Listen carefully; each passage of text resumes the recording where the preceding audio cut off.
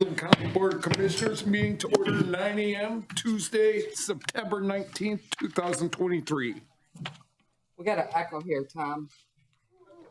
Hello, hello. All right. Pursuant to the adoption of the statutory procedures outlined in MCL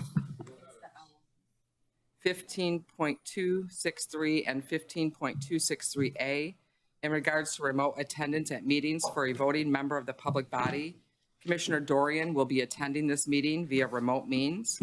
Members of the public who wish to contact Commissioner Dorian prior to a meeting should contact Jessica Gilkins, the Board Administrator Assistant, by email at jgilkins@co.midland.mi.us or by phone at 989-832-6775.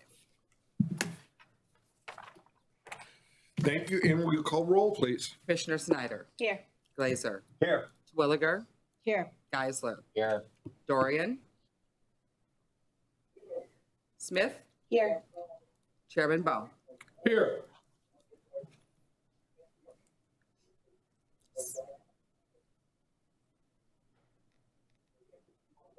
Yes. Okay. Thank All you, right. Eric. Commissioner 7 Dorian. present, 0 absent. Next, Commissioner Twilliger, will you lead us in the invocation and the pledge, please? Father in heaven, bless us as we gather today for this meeting. Guide our minds and hearts so that we will work for the good of our community. Teach us to be generous in our outlook, courageous in the face of difficulty, and wise in all of our decisions. In Jesus' name we pray. Amen. Amen. I pledge allegiance To the flag of the United States of America and to the republic for which it stands, one nation, under God, indivisible, with liberty and justice for all. Next is the approval of the minutes for September 5th and September 12th of 2023.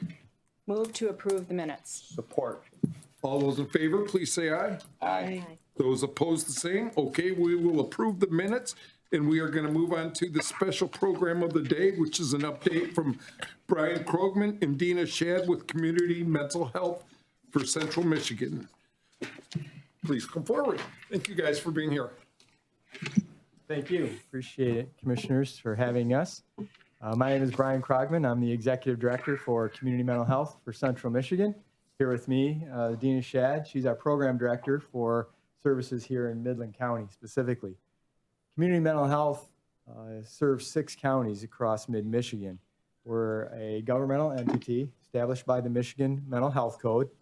And we're governed by a 14-member board of directors represented by representative county commissioners, community representatives, and consumers of services. And I'd like to thank Commissioner Glazer for his service on our board now over 6 years. So thanks, Steve, for that. The counties that we cover, in addition to Midland, include Clare, Gladwin, Isabella, and then to the west, we have Mecosta counties and Osceola counties.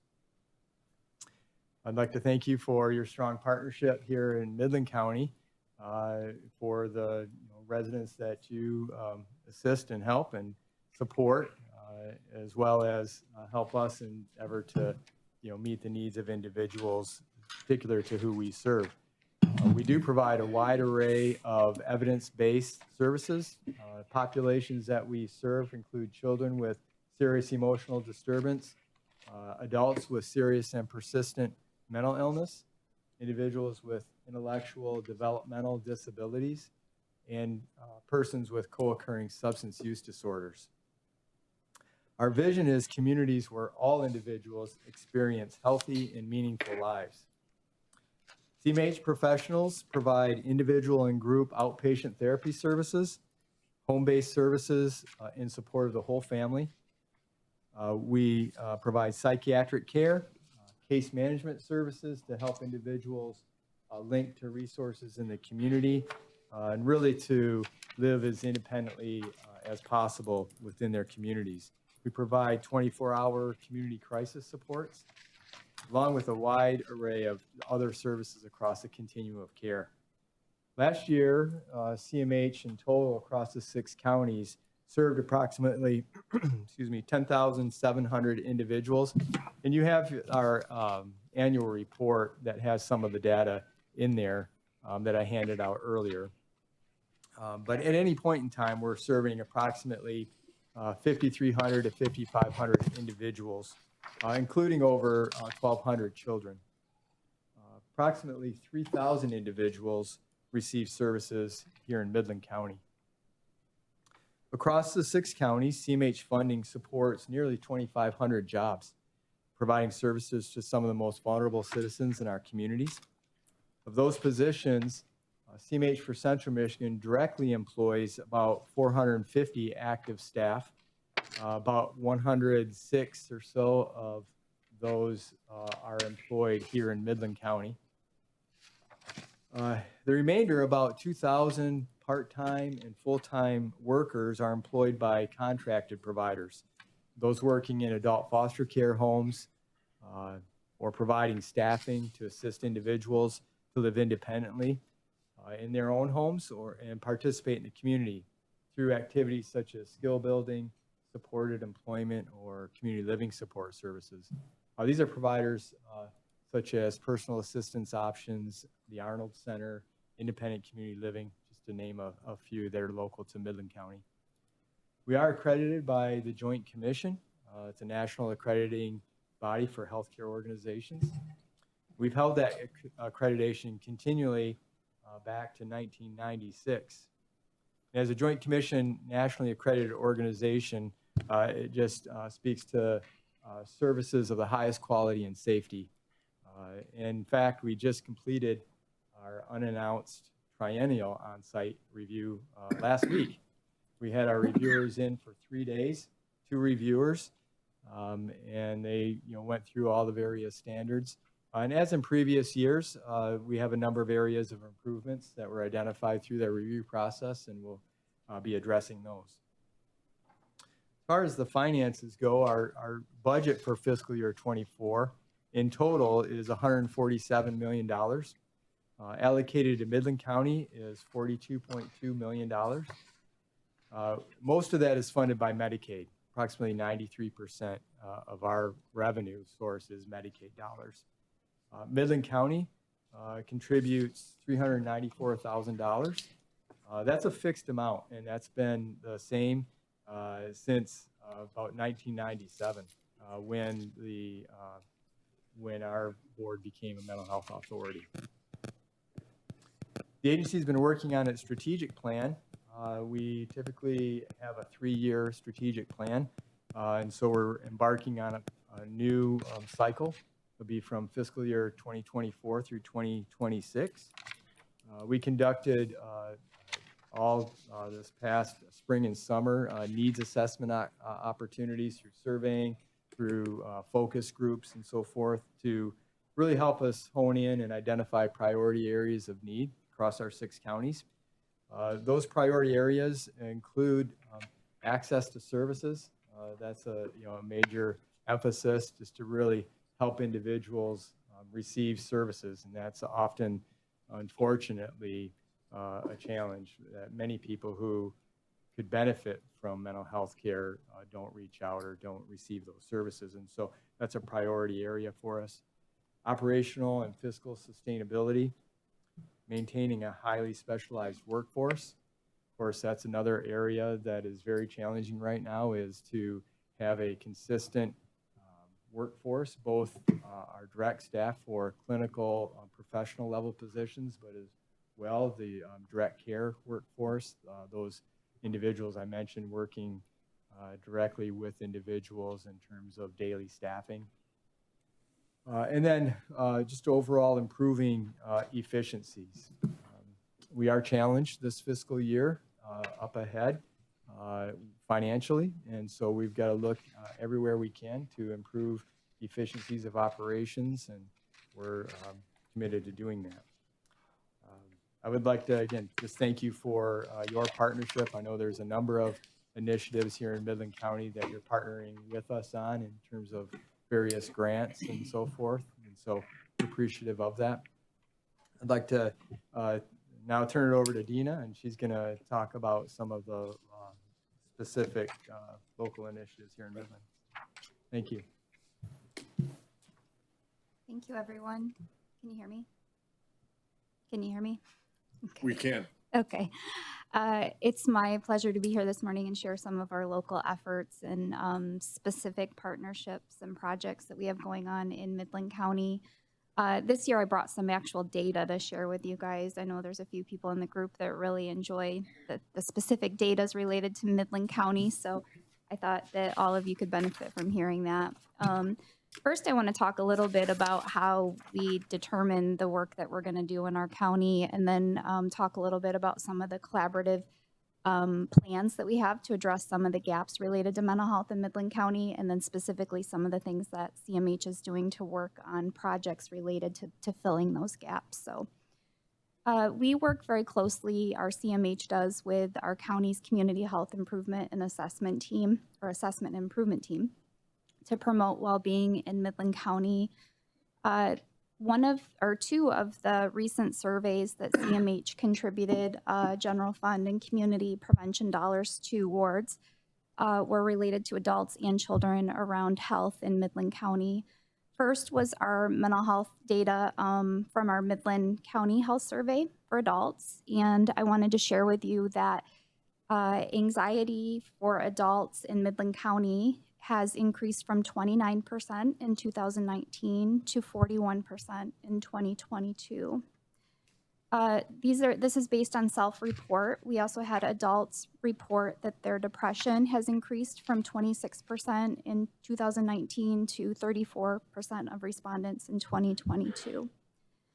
We provided some financial support towards the Midland County Youth Survey as well, and those scores of self-report also increased, showing depression increasing from 17% in 2016 to 28% in 2021. And youth in Midland County reported suicide attempts. Those numbers increased from 14% in 2016 to 19% in 2021. So what part of the work that we do in Midland County with pulling all of our stakeholders together is really to look at data, look at gaps, and figure out plans for how we can address some of the gaps and needs related to health and well-being in our community. This year, our Health and Human Services Council revamped our community health improvement plan goals, and specific to mental health, we have added some strategies around decreasing anxiety and depression for all ages in Midland County through universal screening, as well as increasing awareness of mental health resources and improving access to services. So I could stand here all day and tell you all the different projects we're working on, but I selected a handful of projects related to adults and then a few related to children, just to give you some kind of highlights of some of the work that we're doing to address these gaps related to these issues. So we continue to work with Midland Kids First on a program called Recovering Youth Futures. We have a youth intervention specialist, two youth intervention specialists now, who screen youth who are using drugs or alcohol and provide referrals to behavioral health treatment. And in 2022, our youth intervention specialists received 37 referrals for that program from Midland County. This is all Midland County data. We're also working on expanding our youth intervention specialist screenings related to mental health and treatment referrals to youth and families to try to reach them sooner. So instead of waiting until kids are reaching adolescent or teenage years, we're really trying to get to those little kids before they start exhibiting issues and get them and their families referred to treatment sooner. During the first 3 quarters of this fiscal year, we have a second grant-funded youth intervention specialist position. That one youth intervention specialist received 233 referrals our first 3 quarters for this fiscal year. 222 of those were from the schools.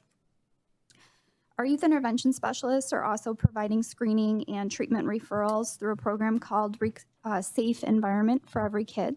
That is another program through Midland Kids First, where behavioral health screenings are conducted at primary care settings for expectant parents and children 5 and under at their well child visits.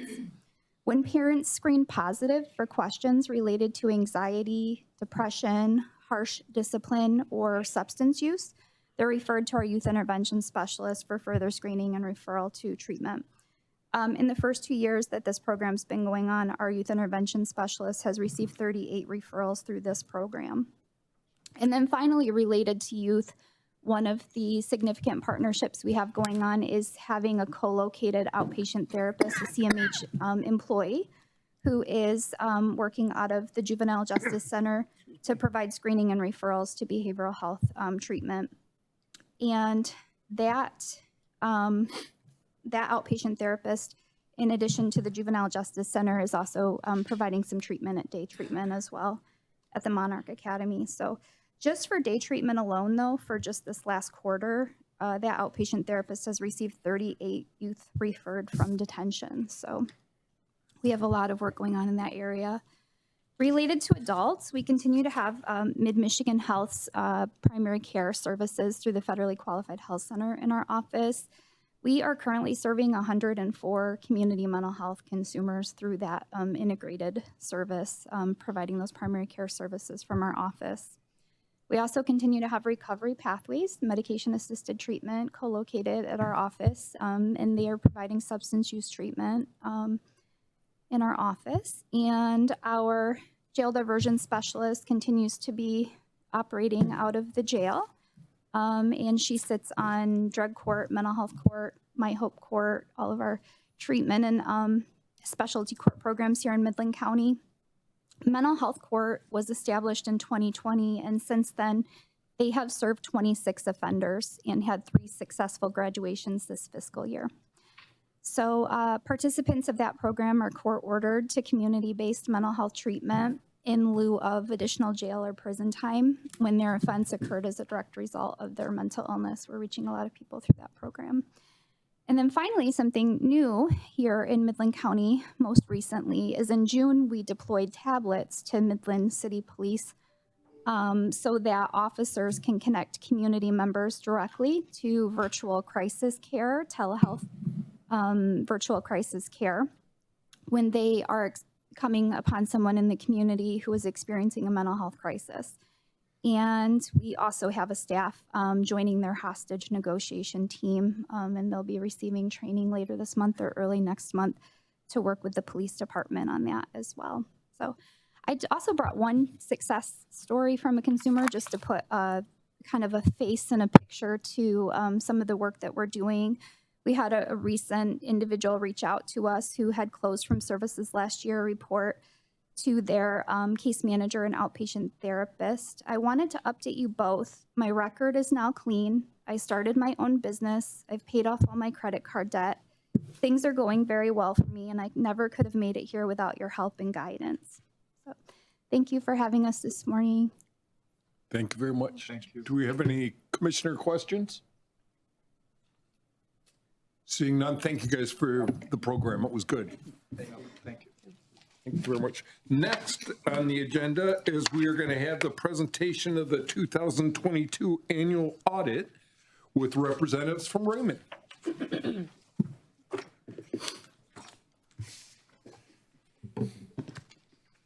morning, everyone. Morning. Good morning. Good morning. Beautiful fall day out there this morning. It's a little chilly. So I'm Doug Dieter with Raymond. I was the principal in charge of the audit for the county again this year. The audit report is as of December 31st, 2022 for the county's fiscal year then ended. And so I think all of you got copies of the audit report. They're 200 and some pages long. What I put together is just a PowerPoint to kind of summarize that information.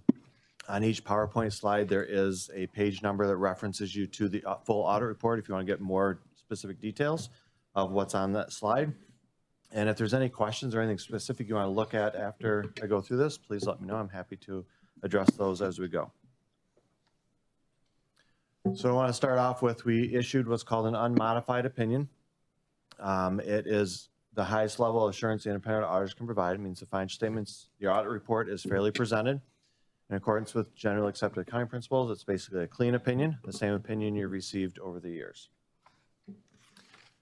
We'll start off with looking at the general fund balance sheet, which shows all the assets and liabilities as well as the fund balances.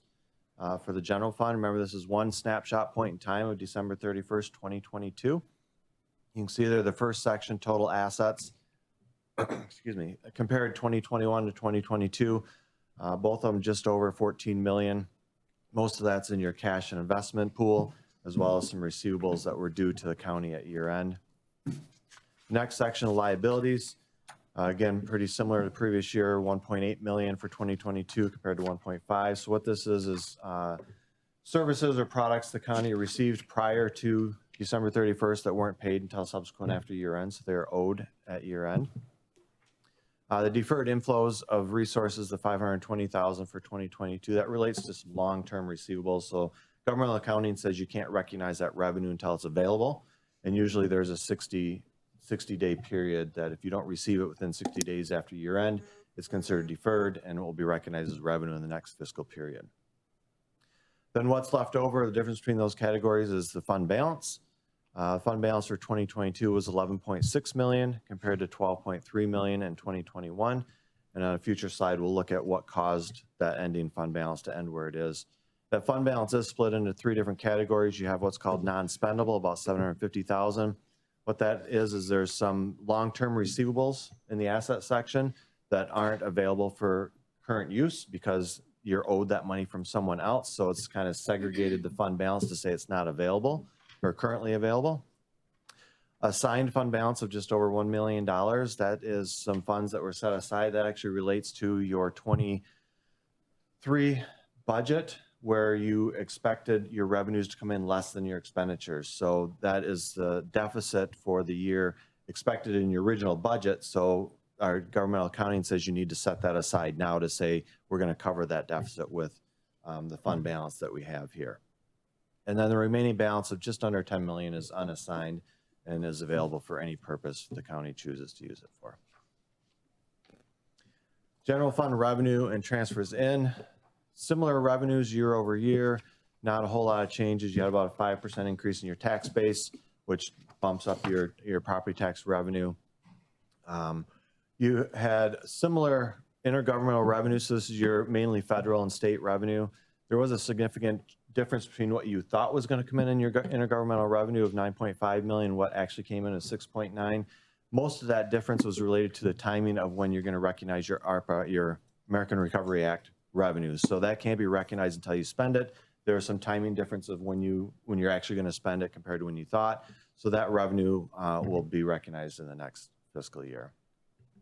Charge of services, pretty similar there. The transfers in, you'd budgeted 740,000, actuals are about 2.6 million. So the county accounts for their ARPA funding in a special revenue fund.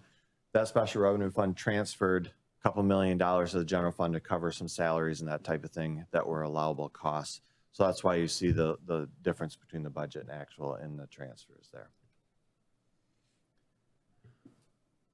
Same type of information for the expenditures and transfers out, the 2022 final budget compared to actual and then compared to the 2021. As you'd expect, your largest cost of the county, as it has been over the years, is your police jail of just over $11 million in total expenditures, followed by your general government and judicial. Here you see the transfers out. These are, you bring in unrestricted funds in the general fund. You subsidize other funds of the county through transfers out. So this is coming in the general fund, transferred to another fund to use it for their program. So the 2022 final budget expected a decrease in fund balance of 1.3 million based on what we just went through in the differences in revenue and expenses. The actual reduction to fund balance was about $680,000 for 2022. So the pension, the county, as you know, has two different pension plans. This is the Act 345 and gives you the historical comparison here. So the total pension liability, the first column in the top section, the county hires an actuary to do the calculation to figure out what is the expected amount of the total cost for this pension plan until the future when the plan is zeroed out, when there's no participants left in it. So that total pension liability, there's a lot of different assumptions that go into that. But at December 31st, 2022, the actuary estimated that total liability to be just over $35 million. The plan net position, so each year the county contributes funds towards this liability, is sitting in a trust fund. And as of 12/31/22, the county had just under $30 million in investments in this trust fund to go towards that liability. So the difference is an unfunded position of about $5.5 million. So the plan is about 85% funded from a GAAP perspective. One thing I'd like to point out is the plan net position you can see had a huge decrease, about $5 million from 21 to 22. The largest driver here is the stock market. At the end of 2021, the stock market was booming. At 2022, it wasn't doing as well. It started rebounding some, but that's going to play a large part into what that number is for the end of the year. Again, it's one snapshot, one point in time at December 31st. Things have changed since then.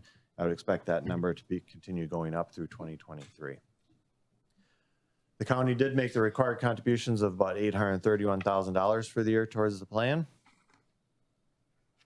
Now, the general employees retirement system, same type of information, a little bit larger plan. You got more participants in this. So the total pension liability at the end of the year was $67.6 million.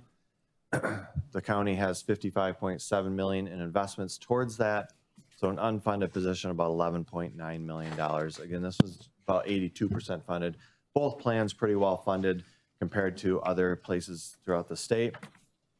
So you just want to make sure you continue to make your required contributions. As long as those are made, which you've done over the past, the funds will be there for the retirees when they decide to start drawing on the pension plan. So the required contribution here the county made was $842,000 for the year.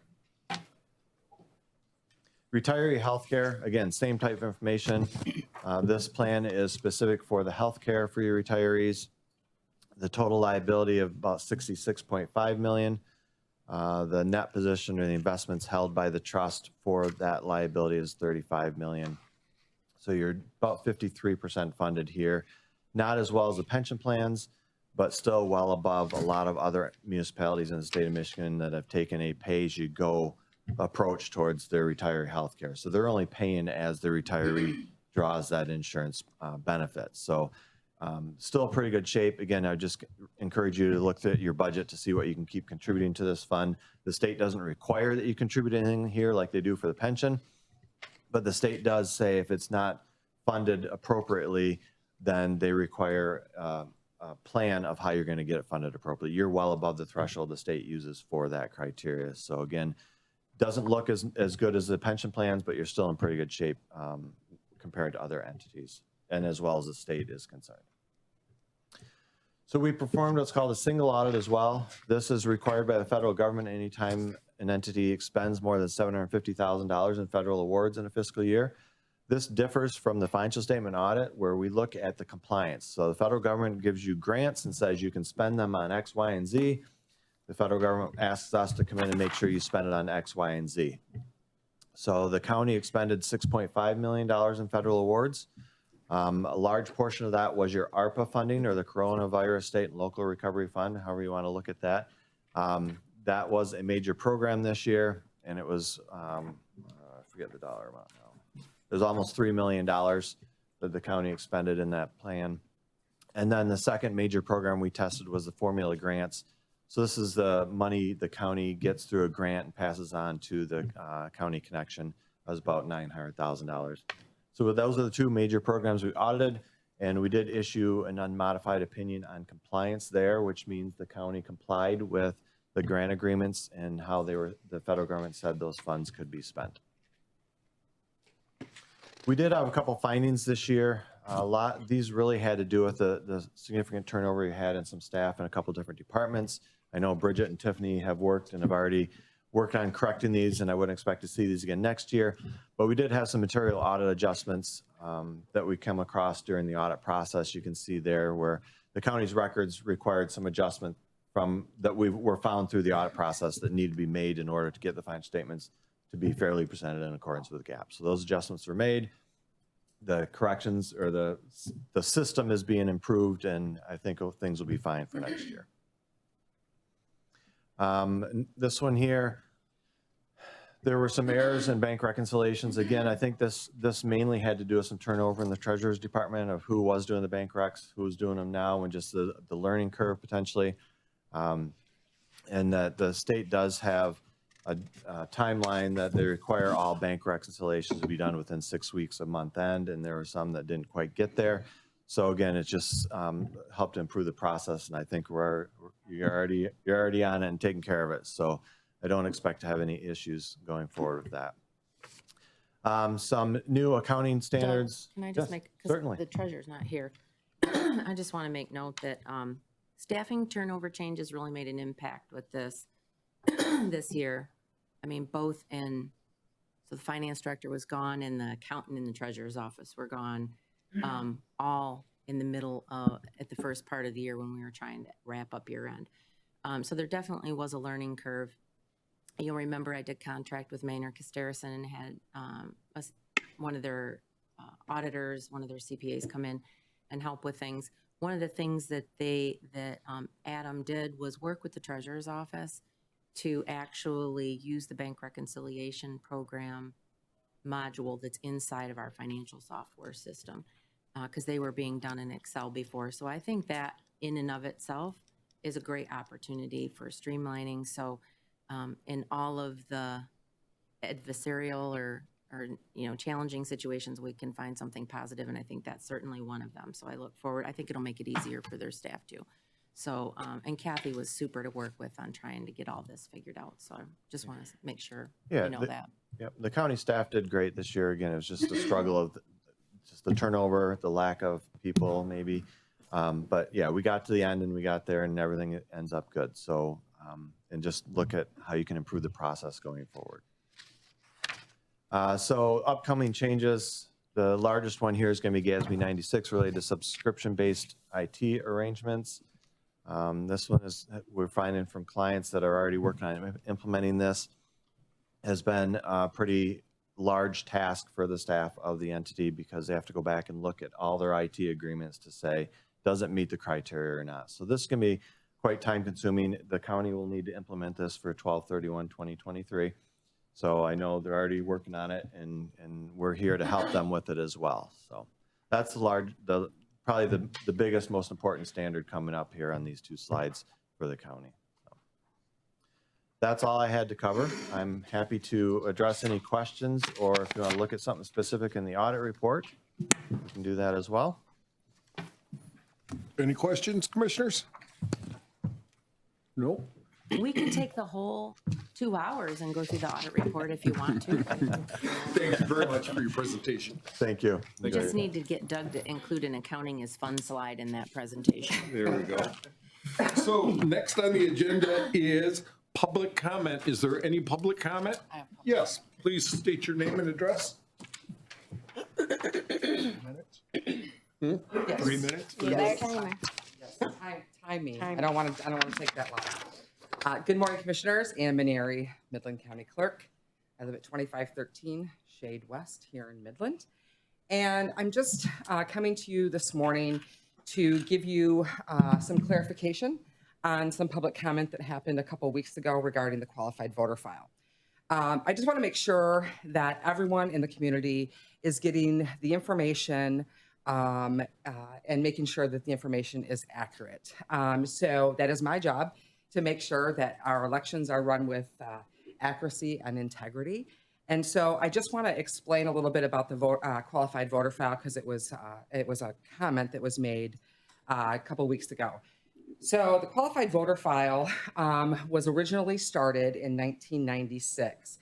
Those of you who are older, like me, we used to, when you went in to vote, they would pull a card out of the clerk's file cabinet, and that's how they would record your voter registration, and they would determine whether or not you're a registered vote based on that card.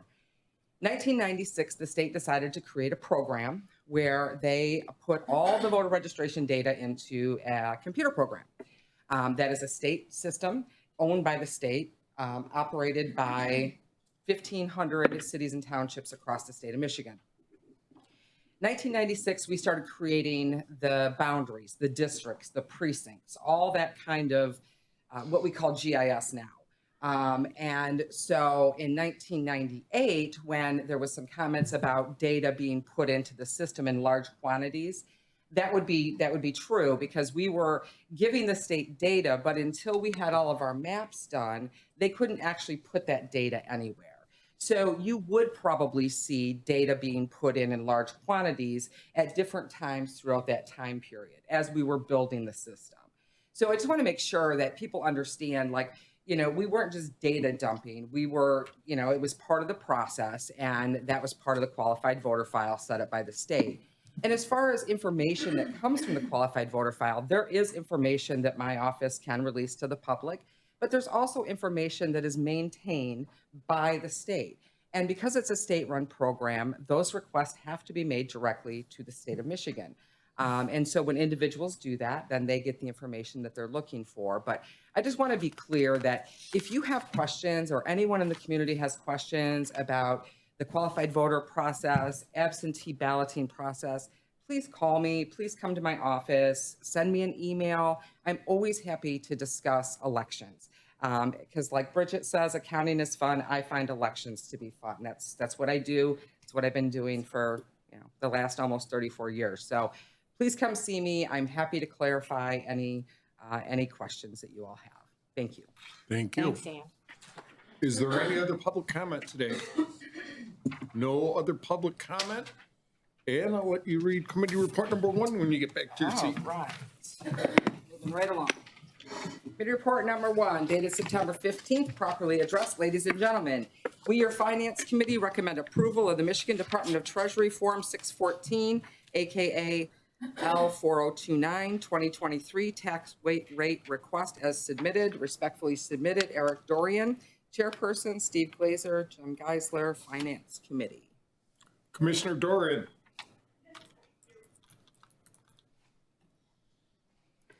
You there, Commissioner Dorian? Who's the vice chair? Who's that? Mr. Chairman, Finance Committee recommends approval of agenda item 70-9-23. Do we have any do we have any commissioner discussion? And call roll, please. Commissioner Snyder? Yes. Glazer? Yes. Terwilliger? Yes. Geisler? Yes. Dorian? Yes. Smith? Yes. Chairman Bone? Yes. 7 yes, 0 no, motion carried. Committee report number 2, please. Dated September 15th, properly addressed, ladies and gentlemen. We, your Finance Committee, have reviewed the 2022 Annual Comprehensive Financial Report and Federal Financial Assistance Audit and the management letter findings prepared by Riemann and recommend acceptance of these documents as submitted. Respectfully submitted, Eric Dorian, Chairperson, Steve Glazer, James Geisler, Finance Committee. Commissioner Dorian.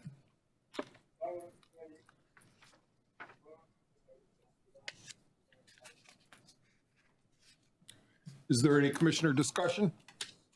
And call roll, please. Commissioner Glazer? Yes. Terwilliger? Yes. Geisler? Yes. Dorian?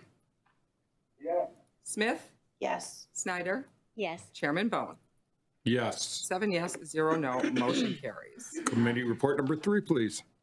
Dated September 15th, properly addressed, ladies and gentlemen.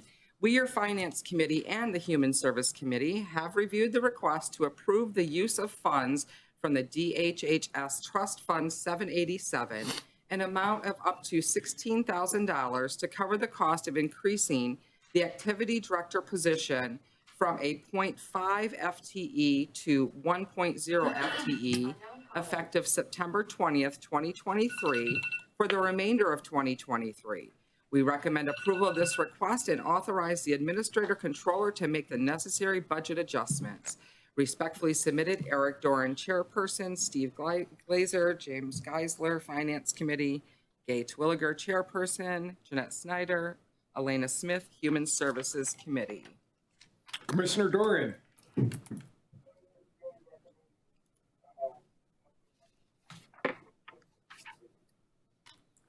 And Commissioner Twilliger. Mr. Chairman, Human Services recommends approval of agenda item 71-9-23. Do we have any commissioner discussion on this? Commissioner Smith. Commissioner Smith. I'll just add in real quick. I had the opportunity to go to Pinecrest and meet the woman that is the activity director, and she has wonderful activities that she's already doing and wonderful ones that she hopes to expand when she goes full time. Thank you. Thank you. Any other discussion? And call roll, please. Commissioner Twilliger. Yes. Geisler. Yes. Dorian. Smith. Yes. Snyder. Yes. Glazer. Yes. Chairman Bone. Yes. 7 yes, 0 no, motion carries. That is it for our standing committee reports. We have no RPCs. We have no old business. We do have some new business that I'd like a motion to bring up. What do we have, 4 items? 4 new items. 4 new items of new business. Can I get a motion? Make that motion. Support. All those in favor, please say aye. Aye. Aye. Those opposed, the same. And will you read new business item number 1, please? Dated September 15th, properly addressed, ladies and gentlemen, I recommend approval of the attached proclamation declaring the week of September 24th through the 30th, 2023 as Midland Neighboring Week and the month of October 2023 as Cultural Awareness Month in Midland County.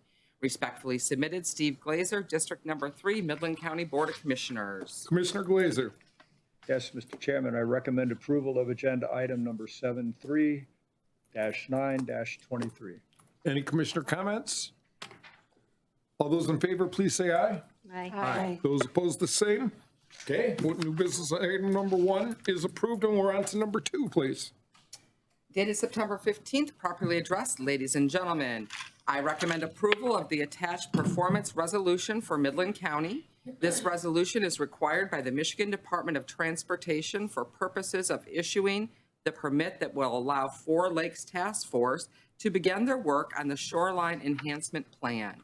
Respectfully submitted, Steve Glazer, District Number 3, Midland County Board of Commissioners. Commissioner Glazer. Yes, Mr. Chairman, I recommend approval of agenda items 74-9-23. Thank you. Any commissioner discussion? All those in favor, please say aye. Aye. Those opposed, the same. Okay, new business item number 2 is approved, and on to number 3. Dated September 15th, properly addressed, ladies and gentlemen, I recommend accepting the recommendation from the Midland County Clerk to appoint Dave Brosh as a Democratic representative and to reappoint Dennis Starner as a Republican representative to the Midland County Board of Canvassers. The terms of both appointments will expire on October 31st, 2027.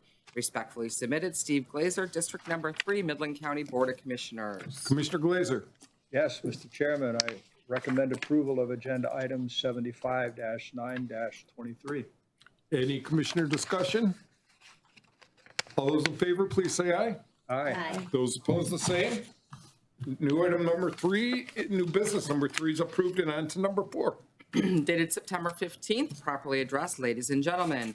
The Midland County Board of Commissioners have received a request from the Honorable Stephen P. Karras, Chief Judge of the Midland County Courts, for the appointment of Patrick Serwinski as magistrate in the 75th District Court. Mr. Serwinski has successfully completed the training course in traffic law adjudication and sanctions given by the State Court Administrative Office.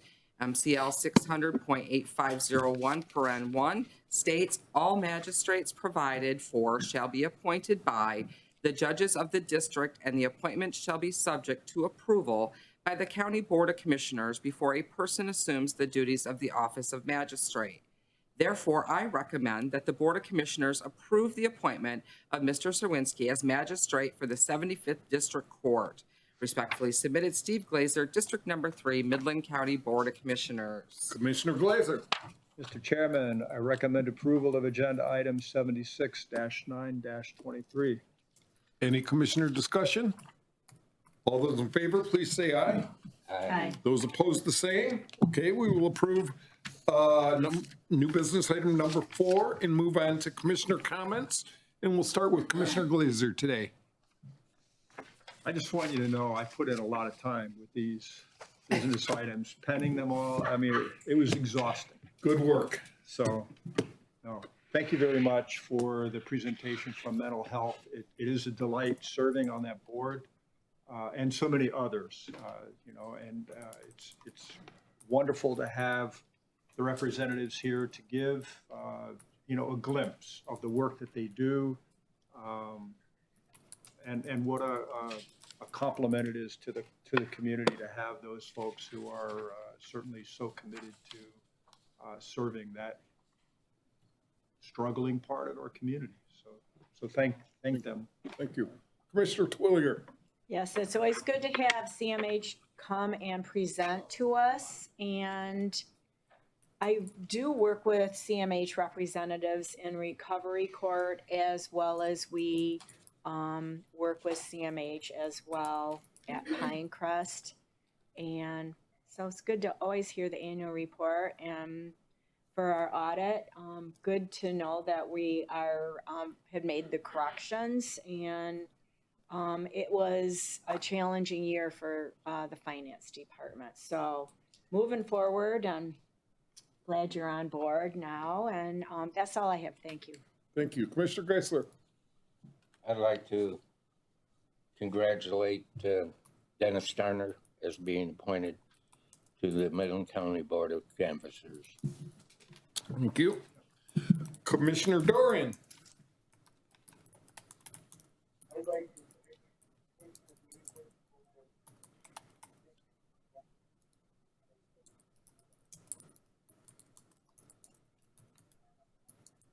Glad to help out, Eric. Thank you. Commissioner Snyder. I think so. Very good comments, and I agree with all of them stated. Thanks. Thank you. Commissioner Smith. Thank you. I would like to echo what Gay and Steve said about really appreciating community mental health coming today and making the presentation. The work they do is incredibly important, and I really appreciate them keeping us up to date on what they're doing and what they're working on. And I also want to say how much we appreciate Bridget and all the people that filled in with finance when you guys were such short staffed. That was a lot. Yeah. Thank you. And then I'd just like to say good job again to the finance department and our audit. So very much appreciated. Let's move on to commissioner meeting schedules and start with Commissioner Glazer. Yes, sir. Tomorrow evening, Homer Township at 7 o'clock. And then I will be having some family in for vacation for the last week, so I will miss some appointments there. I'll be working to make sure I get alternates to go. And then on October the 4th, Parks and Recreation, and Lee Township on Monday, October the 9th. And then we'll be back to our next meeting. Thank you. Commissioner Twilliger. Yes, on September 21st, which is this Thursday, I have a recovery court over at the courthouse at 9 a.m. On the 26th, we will have human service, and that will be over next door in the fishbowl. On the 27th, we will have our quarterly Community Corrections Advisory Board. And I believe that that's going to be at the jail, but I don't know that that's been noted. Where is it going to be, Bridget?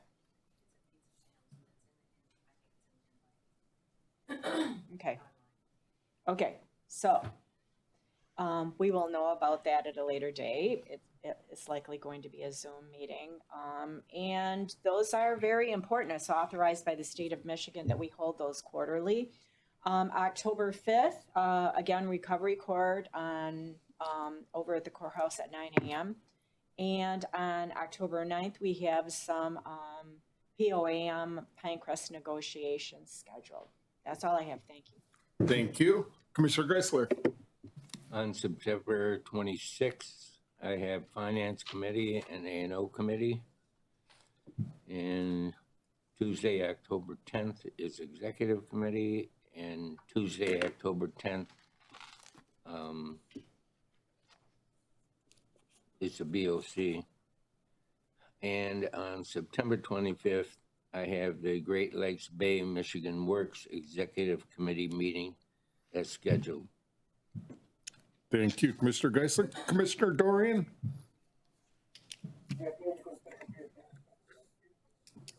Thank you, Commissioner Dorian. Keep it up. Commissioner Snyder. On Thursday, the 21st at 7 p.m., I have Sanford Lake Improvement Board. On the 25th, I have LAPC at the Law Enforcement Center at 1:30. The 26th, all those committee meetings which have been announced. City of Coleman that evening at 7 p.m. 27th, Hazard Mitigation at 7 p.m. the Sanford Legion. 28th, Road Commission at 9 a.m. The 4th, Parks and Rec has been mentioned, 6 p.m. The 5th, District Court negotiations at 1 p.m.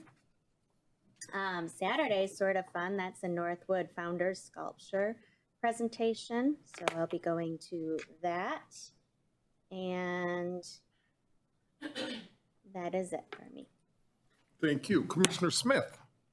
Thank you. On Thursday, September 21st, at 5:30 is the second tax foreclosure auction.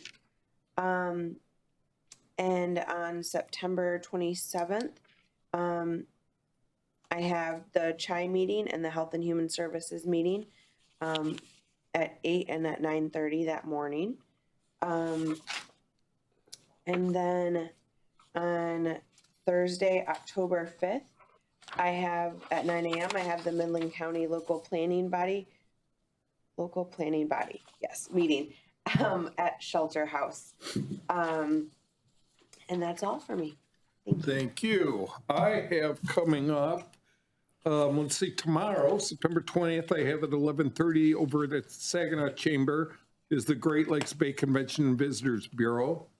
On Friday, the 22nd at 9 a.m., we have 338 or Economic Development Corporation.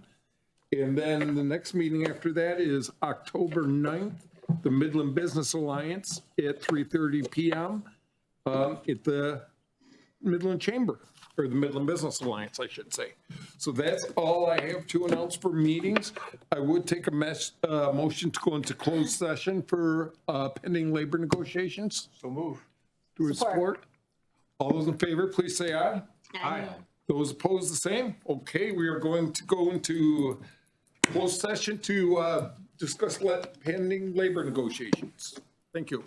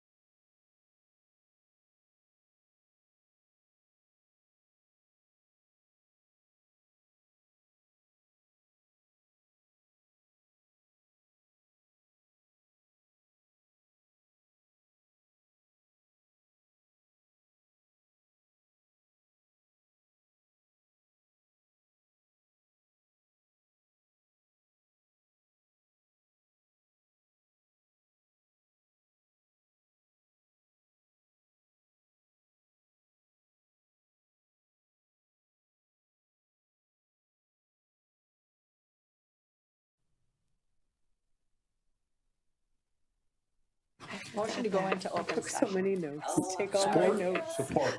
All those in favor, please say aye. Aye. Those opposed, the same. Okay, we are back in open session. That is the end of our business for the day. So I now take a motion to adjourn. Move to adjourn. Do I support? All those in favor, please say aye. Those opposed, the same. This meeting is adjourned until Tuesday, October 10th, 2023 at 9 a.m. to meet in an executive session of the Board of Commissioners and for the committees to resume their duties. Thank you, everybody. Have a good day.